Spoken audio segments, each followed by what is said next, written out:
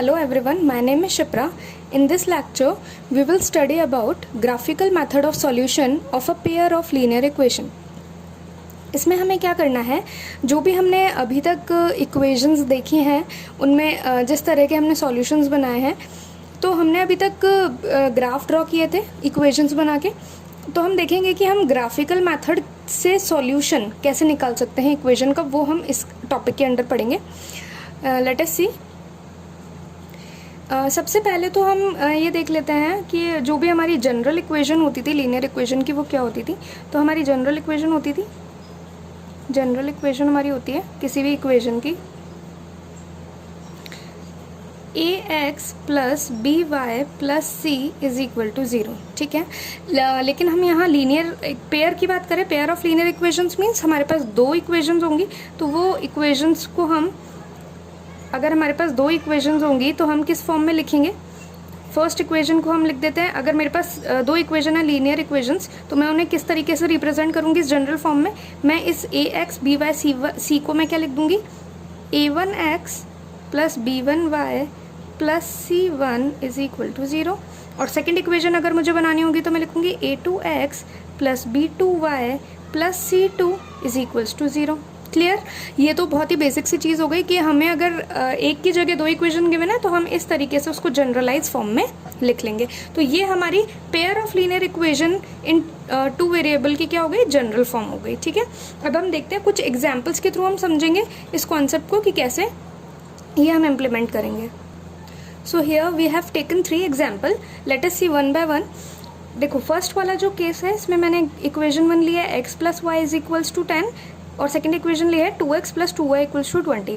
अब अगर हम इन दो इक्वेशन से इनकी जो जनरल इक्वेशन है इसे अगर कंपेयर करें तो यहाँ पे हमें दिख रहा है कि जो कांस्टेंट टर्म है वो राइट हैंड साइड लिखा हुआ है, लेकिन जो हमारी जनरल इक्वेशन होती है उसमें सारी टर्म्स जो होती हैं वो लेफ्ट हैंड साइड लिखी होती हैं. तो हम इसे जनरल फॉर्म में लिख लेते हैं एक बार.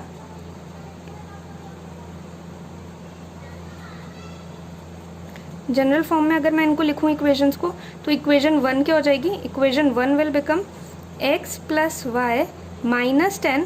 The 10 will be transpose to the left hand side of the equation. तो इक्वेशन बन जाएगी हमारी x plus Y minus 10 is equals to 0. और जो सेकंड इक्वेशन होगी वो बन जाएगी 2x plus 2y 20 will be transpose to the left hand side of the equation minus 20 is equal to 0. यहाँ 10 था, इक्वल्स टू के लेफ्ट हैंड साइड आएगा तो माइनस का 10 हो जाएगा. यहाँ 20 था तो इक्वल्स टू के लेफ्ट हैंड साइड ट्रांसपोज करेंगे तो साइन चेंज हो जाएगा, माइनस का 20 हो जाएगा. क्लियर. सिमिलरली इसमें भी हम देखते हैं, इसमें अगर इक्वेशन 1 को हम जनरलाइज फॉर्म में लिखेंगे तो क्या होगा, देखो x minus 2y is equal to 0. ये तो ठीक है क्योंकि यहाँ पे जो कांस्टेंट टर्म है वो है ही नहीं, तो ये इक्वेशन हमारी जनरल फॉर्म में ही है. ठीक है, और सेकंड वाली इक्वेशन यहाँ पे भी हमारी जनरलाइज फॉर्म में ही है क्योंकि जो कांस्टेंट टर्म है वो ऑलरेडी लेफ्ट हैंड साइड ही लिखा हुआ है. तो ये हो गया. थर्ड हम देखते हैं, थर्ड वाले टर्म में देखो राइट हैंड साइड देखा हुआ है, कांस्टेंट टर्म्स जो हैं वो हमारे राइट हैंड साइड लिखे हुए हैं. तो इसको हम जनरल फॉर्म में अरेंज कर लेते हैं. x plus Y 10 will be transpose to the left hand side, तो क्या हो जाएगा माइनस 10 इज इक्वल्स टू 0.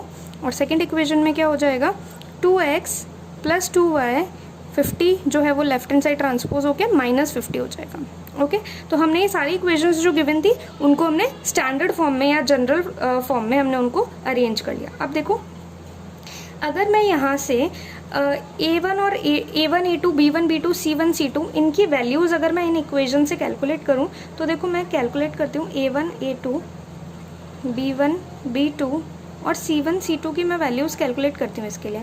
तो यहाँ पे देखो a1 मतलब कि जो x का कोफिशिएंट होता है, जब x के साथ कोई नंबर नहीं है दैट मीन्स 1 है, तो यहाँ पे आ गया 1. इस वाली इक्वेशन में b1 मतलब y का कोफिशिएंट, तो y का कोफिशिएंट भी यहाँ कुछ नहीं है, तो यहाँ पे भी क्या आ जाएगा 1. अब C1 मतलब कांस्टेंट टर्म है. अब हमारी जनरल इक्वेशन में प्लस होता है, यहाँ पे माइनस है, दैट मीन्स जो कांस्टेंट टर्म है वो माइनस का 10 है. ये हम ऑलरेडी डिस्कस किया था हमने कि जब भी हमको इक्वेशन में माइनस अगर आ रहा है इसका मतलब वो टर्म माइनस का है. ओके, माइनस 10 हो जाएगा हमारा C1. अब मैं A2 के लिए कंपेयर करती हूँ इस वाली इक्वेशन के लिए, सेकेंड इक्वेशन के लिए. तो A2 means constant coefficient of x. तो कोफिशिएंट ऑफ x क्या है हमारा 2, तो A2 हो गया 2. यहाँ पे कोफिशिएंट ऑफ y क्या है हमारा 2, तो B2 हो गया 2. कांस्टेंट टर्म क्या है माइनस 20, तो हमारा C2 हो जाएगा माइनस 20. क्लियर. सिमिलरली मैं इसके लिए भी लिख लेती हूँ A1 A2 B1 B2 and C1 C2। ठीक है, सारे टर्म्स हम लिख लेते हैं। x का कोफिशिएंट क्या है, कुछ नहीं है तो 1 है। y का कोफिशिएंट -2 है। c टर्म कांस्टेंट टर्म यहाँ है नहीं, दैट मीन्स 0 है। A2 x का कोफिशिएंट है 3, B2 y का कोफिशिएंट है दैट मीन्स 4, और C2 कांस्टेंट टर्म है दैट मीन्स प्लस होना चाहिए लेकिन माइनस है, that means -20 will be the C2। Okay, next हम इस वाले के लिए देखते हैं। इसके लिए हमारा A1 A2 B1 B2 C1 C2। ठीक है, क्या हो जाएगा, A1 वाला टर्म x का कोफिशिएंट होता है, कुछ नहीं है दैट मीन्स 1 है। B1 हमारा y का कोफिशिएंट होता है, कुछ नहीं है मतलब 1 है। कांस्टेंट C1 हमारा प्लस का साइन होना चाहिए लेकिन माइनस है, दैट मीन्स कांस्टेंट हमारा -10 है। ओके, नेक्स्ट इक्वेशन में देखते हैं। x का कोफिशिएंट 2 है तो A2 इज 2, y का कोफिशिएंट 2 है तो B2 is 2 and the constant term is 50 but with negative sign, that means -50। Okay, I hope it is clear to all of you. अब देखो, अब हमें क्या देखना है, हम देखते हैं कि इन इक्वेशंस में अगर मैं इन्हें डिवाइड करूं तो देखो क्या होगा। A1 अपॉन A2 अगर मैं कैलकुलेट करूं तो कितना हो जाएगा, A1 upon A2 is 1/2। B1 upon B2 calculate करूं तो कितना हो जाएगा, 1/2। और C1 अपॉन C2 अगर मैं कैलकुलेट करूं तो यहाँ कितना हो जाएगा, -10 upon -20, minus minus will get cancelled and 10 1s are 10, 10 2s are 20, we will get 1/2। Okay, so in this case हमें क्या मिल रहा है, देखो A1 upon A2 is equal to 1/2 1/2 1/2, that means A1 upon A2 is equal to B1 upon B2 is equal to C1 upon C2। Okay, next हम देखते हैं, ये वाला केस है। इसमें क्या है, इसके अंदर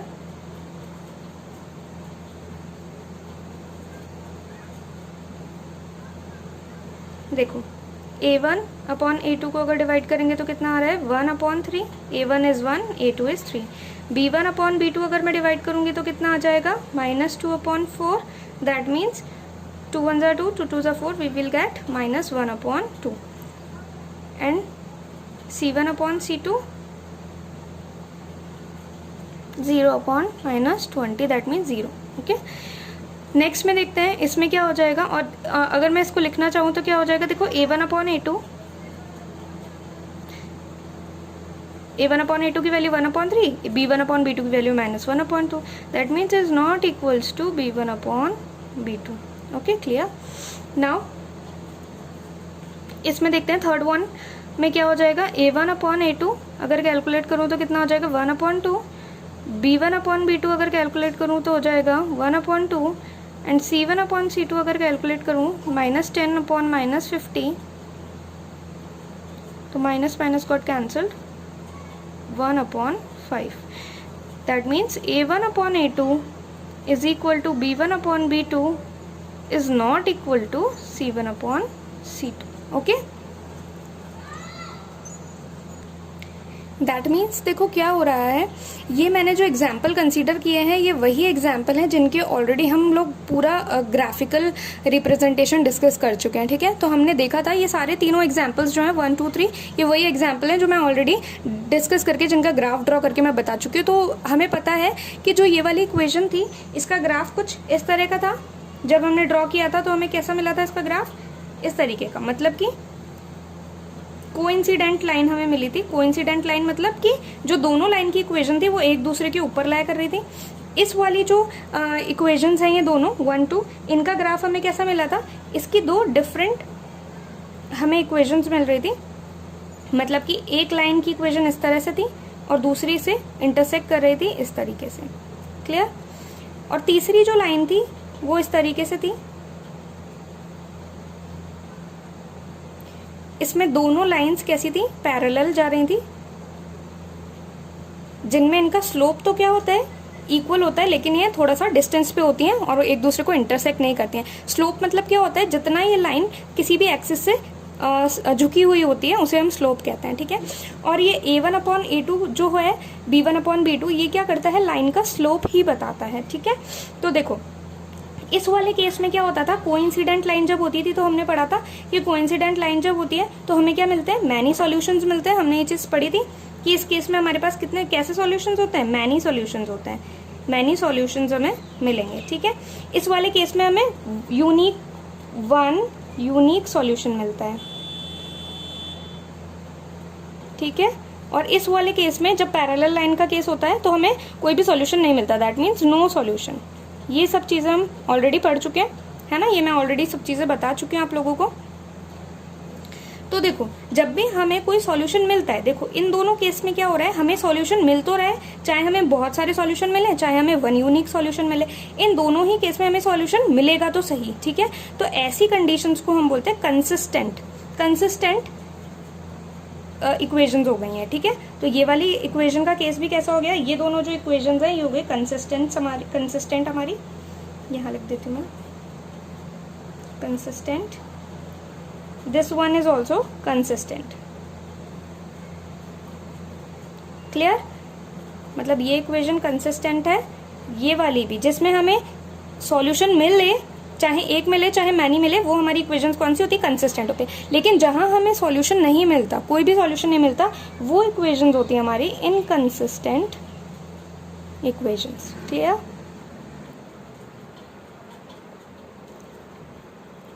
आई hope it is clear to you now. तो अब देखो, यानी कि जब हमें मैनी सॉल्यूशंस मिले या हमें वन सॉल्यूशन मिले तो इक्वेशंस होंगी हमारी कंसिस्टेंट, और अगर हमें सॉल्यूशन ना मिले तो वो इक्वेशन हमारी हो जाएगी इनकंसिस्टेंट। इसको एक जस्ट हम देख लेते हैं। देखो इसको मैं थोड़ा सा एक्सप्लेन कर देती हूँ कि ऐसा कैसे हो रहा है। यहाँ पे हमारी दोनों लाइन की सेम ही इक्वेशन है, तो इसलिए क्या हो रहा है, बिल्कुल लाइन का स्लोप सेम है, इसलिए a1/a2 b1/b2 सेम होगा। और दोनों लाइंस जो है वो एक के ऊपर एक लाया कर रही है, इनके बीच में कोई डिस्टेंस नहीं है, इसीलिए जो कांस्टेंट है वो भी c1/c2 वो भी इक्वल हो जाएगा। लेकिन इस केस में क्या होगा, देखो एक लाइन का स्लोप अलग है, दूसरी लाइन का स्लोप अलग है, तो यहाँ पे क्या होगा, C1 और C2 तक तो हम पहुंचेंगे ही नहीं, हमें यहीं से पता चल जाएगा कि हमारी कंडीशन जो है कंसिस्टेंट है, यानी हमें यहाँ पे क्या मिल जाएगा, एक यूनिक सॉल्यूशन मिल जाएगा, क्योंकि a1/a2 b1/b2 के इक्वली नहीं होगा। यहाँ पे इक्वल होगा, यहाँ इक्वल नहीं होगा, तो हमें a1/a2 और b1/b2 की वैल्यूज कंपेयर करके ही पता चल जाएगा, हमें C1 C2 तक जाने की जरूरत ही नहीं पड़ेगी। और इसके अंदर देखते हैं, देखो इसके अंदर क्या है, दो लाइंस है जिनका स्लोप देखो बिल्कुल सेम है, क्योंकि जो पैरेलल लाइंस होती हैं वो बिल्कुल एक दूसरे के पैरेलल होती है, तो स्लोप देखो ये जो झुकी हुई है किसी भी एक्सिस से वो बिल्कुल सेम है। लेकिन क्या है, दोनों के बीच कुछ डिस्टेंस है, तो वो डिस्टेंस की वजह से C1/C2 हमारा इक्वल नहीं होता है, लेकिन a1/a2 b1/b2 के इक्वल होता है, ठीक है। तो अब ये कंडीशन हमें कुछ पता चल गई कि अगर हमारी लाइन इंटरसेक्टिंग है, अगर हमारी लाइन कोइंसिडेंट है, ये हमारी कोइंसिडेंट लाइन की कंडीशन हो गई। कोइंसिडेंट लाइंस है तो a1/a2 is equal to b1/b2 is equal to c1/c2 की कंडीशन होगी। अगर हमारी लाइन जो है वो इंटरसेक्टिंग लाइन है, यानी इस तरह की है, इंटरसेक्टिंग लाइंस है, तो क्या होगा, हमारा a1/a2 b1/b2 के इक्वल नहीं होगा। और अगर हमारी लाइंस पैरेलल हैं, पैरेलल लाइंस की कंडीशन है, तो हमारा क्या होगा, a1/a2 तो b1/b2 के इक्वल होगा, लेकिन वो c1/c2 के इक्वल नहीं होगा। आई होप ये पूरा जो कॉन्सेप्ट था regarding the coefficient of X Y and coefficient वो अब क्लियर हो गया होगा। तो हम देखते हैं कि जितने भी एग्जाम्पल अभी हमने कंसीडर किए थे उनको अगर मैं टेबुलर फॉर्म में अच्छे से अरेंज करके अगर हम एक सिस्टमैटिक वे से इसको देखते हैं कि कैसे हम इसको लिख सकते हैं। देखो अगर हर एग्जाम्पल के अंदर मैं a1/a2 b1/b2 c1/c2 अगर मैं निकालती हूँ, तो देखो फर्स्ट वाला एग्जाम्पल कंसीडर करते हैं, वही एग्जाम्पल है a1/a2, इसमें कितना हो जाएगा, यहाँ पे x का कोफिशिएंट कुछ नहीं है तो 1 है, तो a1/a2 x का कोफिशिएंट यहाँ 1, यहाँ पे 3, तो यहाँ a1/a2 हो जाएगा 1/, कितना हो जाएगा 1/3, ठीक है।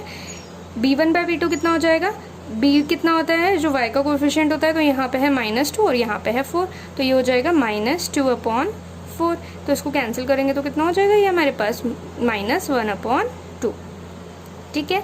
C1/C2 यहाँ पे C की वैल्यू नहीं है, दैट मीन्स कॉन्स्टेंट टर्म नहीं है, तो 0 हो जाएगा। और यहाँ पे C की वैल्यू कितनी है, -20, तो ये हमारा हो जाएगा C1/C2। ठीक है, नेक्स्ट इस वाली इक्वेशन में देखते हैं A1/A2 की वैल्यू कितनी हो जाएगी, यहाँ से हो जाएगी 1/2 A1/A2, B1/B2 हो जाएगा हमारा 1/2 और C1/C2 हो जाएगा हमारा -10/-20, माइनस से माइनस कैंसिल हो जाएगा और 10 2s are 20, तो यहाँ पे हो जाएगा हमारा 1/2। ठीक है, नेक्स्ट में हम कंसीडर करते हैं A1/A2 हो जाएगा हमारा 1/2, y का कोफिशिएंट हो जाएगा 1/2 और इसका हो जाएगा -10/-50, that means minus minus sign cancel हो जाएंगे और 1/5, 10 5s are 50। ओके, तो ये हमारा आ गया। अब देखो यहाँ पे क्या है, इस वाले केस में हमारे कंपेयर द रेशोज करते हैं हम। A1/A2 क्या B1/B2 के इक्वल है, नहीं है, तो A1/A2 is not equals to B1/B2। ठीक है, तो ये वाला केस कौन सा हो जाएगा हमारा, जहाँ पे हमारे दोनों जो कोफिशिएंट्स हैं, जो हमारे रेशोज है, वो इक्वल नहीं होते। यहाँ पे हमारा क्या हो जाएगा, A1/A2 is not is equal to B1/B2 is equal to C1/C2। ठीक है, यहाँ पे हमारे तीनों जो रेशोज है वो सेम है। इस केस में क्या हो जाएगा, A1/A2 is equal to B1/B2। B1/B2 के तो इक्वल है, लेकिन क्या ये C1/C2 इक्वल है, no, C1 is not equals to C1/C2। ठीक है, तो देखो ग्राफिकली हम कैसे बताते हैं, जब भी हमारी इंटरसेक्टिंग लाइंस होती हैं ग्राफ के अंदर, तो वहाँ कंडीशन बनती है जहाँ पे A1/A2 is not equal to B1/B2। क्योंकि A1/A2 और B1/B2 स्लोप बताते हैं, दोनों लाइंस का स्लोप अलग अलग है, इसीलिए ये इंटरसेक्ट करती हैं और यहाँ पे इसीलिए ये दोनों आपस में इक्वल नहीं होते। तो यहाँ पे हमें मिलती है ग्राफिकली इंटरसेक्टिंग लाइन्स,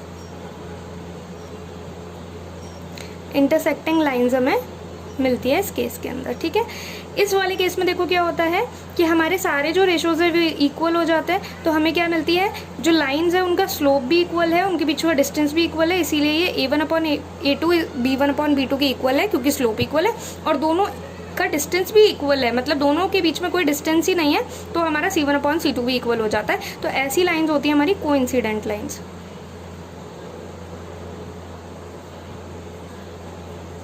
ठीक है, और थर्ड वाला केस हमारा होता है जहाँ पे A1/A2 B1/B2 के तो इक्वल होगा, लेकिन C1/C2 के इक्वल नहीं होगा। क्यों नहीं होगा, क्योंकि देखो दोनों लाइन पैरेलल हैं, पैरेलल लाइंस के स्लोप तो इक्वल होते हैं, लेकिन इनके बीच में कुछ डिस्टेंस होता है जो हमेशा सेम रहता है। ये हर पॉइंट पे ये डिस्टेंस सेम रहेगा, इसीलिए लाइन्स कभी भी इंटरसेक्ट नहीं करेगी और इनको हम बोलते हैं पैरेलल लाइन्स। तो इस कंडीशन में A1/A2 B1/B2 के तो इक्वल होता है, क्योंकि इनका स्लोप इक्वल होता है, दोनों लाइंस सेम स्लोप होता है दोनों लाइंस का, लेकिन दोनों लाइंस के बीच में डिस्टेंस होता है, इसलिए C1/C2 इक्वल नहीं होता। अब देखो एल्जेब्रिक रिप्रेजेंटेशन कैसा होगा, जब हमें इंटरसेक्टिंग लाइंस होंगी हमारे पास, तो हमें वन यूनिक सॉल्यूशन मिलेगा, वन यूनिक सॉल्यूशन मिलेगा इस केस में हमें। ठीक है, इसका मतलब ये कंसिस्टेंट इक्वेशन है। ठीक है, कंसिस्टेंट है। इस केस में हमें बहुत सारी सॉल्यूशंस मिलेंगे, मैनी सॉल्यूशंस हमें इस केस में मिलेंगे, ये भी हमारी इक्वेशन कंसिस्टेंट है। ठीक है, जहाँ पे भी सॉल्यूशन मिल जाता है तो वो कंसिस्टेंट है, भले एक मिले, चाहे हमें यूनिक सॉल्यूशन मिले, चाहे हमें मल्टीपल सॉल्यूशंस मिले, लेकिन मिल तो रहा है, इसीलिए ये कंसिस्टेंट है। इस केस में क्योंकि लाइन इंटरसेक्ट ही नहीं करेगी, हमारे पास कोई ऐसा एक पर्टिकुलर पॉइंट ही नहीं आएगा जहाँ पे दोनों लाइन्स मीट करेंगी, इसलिए यहाँ पे क्या होगा, नो सॉल्यूशन। इस केस में हम सॉल्यूशन फाइंड आउट नहीं कर सकते, तो ये हमारी इनकंसिस्टेंट इक्वेशंस होती हैं। ठीक है, अब देखो इसका मतलब क्या है कि हमने ये जो सारी चीज़ें देखी हैं, इससे हमें क्या पता चलता है कि जब भी हम ग्राफिकली अगर कोई क्वेश्चन सॉल्व करने की कोशिश करेंगे, तो कब हमारा क्वेश्चन ग्राफिकली प्रॉपरली सॉल्व हो पाएगा, जब हमारे पास इंटरसेक्टिंग लाइंस की कंडीशन होगी। तो अब हम क्या कर सकते हैं, अब हमें कोई क्वेश्चन गिवन हो और फिर हम उसका ग्राफ बना लें, फिर हमें पता चले कि भाई वो लाइंस तो पैरेलल बन गई, तो हमारा तो वो पूरा जो भी प्रोसीजर हमने फॉलो किया वो तो वेस्ट हो गया, क्योंकि हमें सॉल्यूशन तो मिलेगा ही नहीं। तो हम क्या करेंगे, ग्राफिकली अगर हमें बोला है सॉल्व करने के लिए, हम पहले जल्दी से A1/A2 B1/B2 A1/A2 B1/B2 के रेशोज़ को कंपेयर करके देख लेंगे। अगर हमारी इक्वेशन इंटरसेक्टिंग लाइंस की बनेगी तो हम ग्राफ ड्रॉ करेंगे और उसका एक यूनिक सॉल्यूशन फाइंड आउट करेंगे। वो अभी हम एग्जाम्पल के थ्रू समझेंगे कि हम यूनिक सॉल्यूशन कैसे फाइंड आउट करेंगे। लेकिन ये मेथड इसीलिए यूज़ होता है ताकि हम हमारा जो टाइम वेस्ट हो रहा है इस तरीके के ग्राफ को बनाने में, जहाँ पे हमें कोई पर्टिकुलर सॉल्यूशन नहीं मिल रहा है दोनों ही केसेस में, तो वो हमारा टाइम सेव हो जाए। आई होप कि ये सारी चीज़ें समझ में आई होंगी। अगर अच्छा लग रहा है तो लाइक करो, अपने फ्रेंड्स के साथ शेयर करो, और कोई भी क्वेरी हो तो उसको कमेंट सेक्शन में लिखना बिल्कुल मत भूलो। Thank you so much.